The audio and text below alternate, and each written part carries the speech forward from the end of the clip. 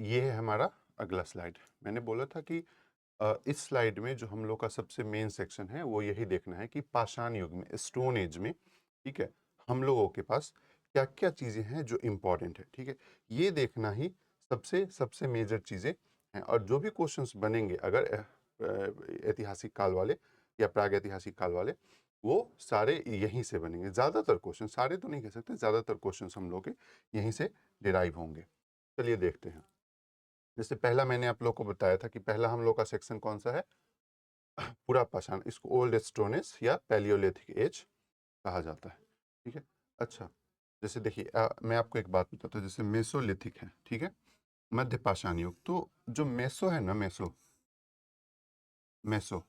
Meso का अर्थ होता है मध्य।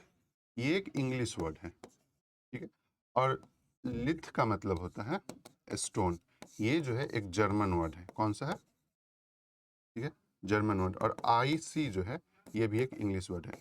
इन तीनों को मिलाकर जो है सो इसका नामांकन किया गया है। जनरली 90s 20s के दशक में 1915-20 के बाद मेसोलिथिक टर्म्स, पैलियोलिथिक टर्म्स का इस्तेमाल इतिहास के रूप में ज़्यादा होने लगा। ठीक, क्लियर है ये बात?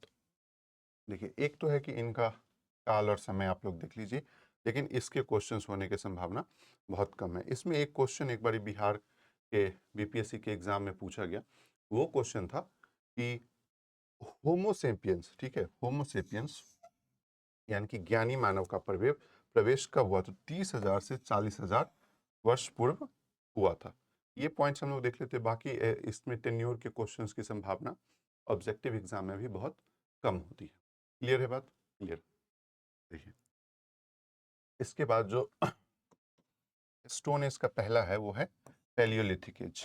पैलियोलिथिक प्रारंभिक है, ठीक है। सबसे ज्यादा इंपॉर्टेंट जो क्वेश्चंस बन सकते हैं वो बन सकते हैं कि इसकी उपलब्धियां क्या क्या रही हैं, ठीक है। इसमें जो मोस्ट इंपॉर्टेंट है वो है आग का आविष्कार कब हुआ, ठीक है।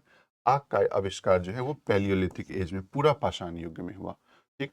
अभी अब जैसे कुछ पॉइंट और है कि पूरा पाषाण लोग के युद्ध जो लोग थे वो शिकार के माध्यम से अपने भोजन का भोजन किया करते थे, शिकार मनोरंजन का भी साधन शिकार हुआ करता था, ठीक है। लेकिन ये सब क्वेश्चन वो नहीं है जो एग्जाम में धड़ल्ले से पूछे जाते हैं। धड़ल्ले से क्या पूछा जाता है? अगर पूछा जाएगा कि आग का आविष्कार कौन से काल में हुआ था, आपको चारों ऑप्शन दे देगा, पूरा पाषाण, मध्य पाषाण, नव पाषाण, एक और भी इसी तरीके से सीधा प्रागैतिहासिक लिख देगा। अब आप लोगों को चुनना है कि इसमें से कौन सा क्वेश्चन लगाना है। आग का आविष्कार लिखा हुआ हो, सीधा पूरा पाषाण लगाइए और आगे बढ़िए, ठीक है। यूपीएससी के एक टीचर हैं, इकोनॉमिक्स पढ़ाते हैं, नाम नहीं लूंगा उनका, वो बस एक ही बात कहते हैं, थोड़ा पढ़ो आगे बढ़ो। तो थोड़ा पढ़िए आगे बढ़िए। हम लोगों को पीएचडी तो करना नहीं है, ठीक है, हिस्ट्री में। हम लोगों को वो क्वेश्चंस देखने हैं जिससे हम लोग, ठीक है, कम समय में एग्जाम की पूरी तैयारी कर सके, ठीक। चलिए, मेसोलिथिक एज, अस्थाई निवास, ठीक है। इस सब वक्त में इस सब वक्त में जो पैलियोलिथिक एज था, इस सब वक्त में जो लोग थे वो बंजारे की तरह रहते थे, मतलब कभी यहाँ रहे, कभी वहाँ रहे, कभी वहाँ रहे। लेकिन अस्थाई निवास का जो कॉन्सेप्ट शुरू हुआ, ठीक है, पृथ्वी पर, वो जो है कौन से एज में हुआ? मध्य पाषाण के एज में, ठीक है। मानव के अस्थि पंजर का जो पहला साक्ष्य भी मिला है, ठीक, वो मिला है मेसोलिथिक एज में, ठीक है। इस वक्त के जो टूल्स थे, औजार थे, ठीक है, उसको माइक्रोलिथ्स कहा जाता था। क्या कहा जाता था? माइक्रोलिथ्स कहा जाता था, ठीक है। एक पॉइंट है 1867 में, ठीक है, 1867 में, ठीक है, सीएल कलाइयल विंध्य के क्षेत्र में, विंध्य का क्षेत्र कहाँ पे है? विंध्य के क्षेत्र में, ठीक है, विंध्य के क्षेत्र में मैक्रोलिथ खोज निकाले थे।